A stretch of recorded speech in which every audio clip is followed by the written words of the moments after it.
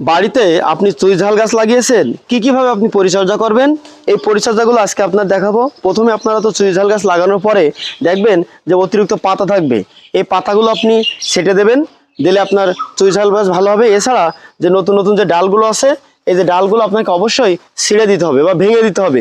এরপরে আপনি যেহেতু বিশেষ করে গ্রীষ্মের সময়, গরমের সময় আপনার এই চুই ঝাল গাছের গোড়ায় এইভাবে সুন্দর করে পানি দিয়ে দিতে হবে। তাহলে কিন্তু আপনার চুই ঝাল হবে অত্যন্ত মোটা এবং অনেক ডগায় বেশি হবে, তাতে আপনি আর্থিকভাবে অত্যন্ত লাভবান হতে পারবেন। চলুন আমরা এভাবে চুই ঝাল গাছের পরিচর্যা করি এবং আর্থিকভাবে লাভবান হই, পরিবারকে সমৃদ্ধ করি।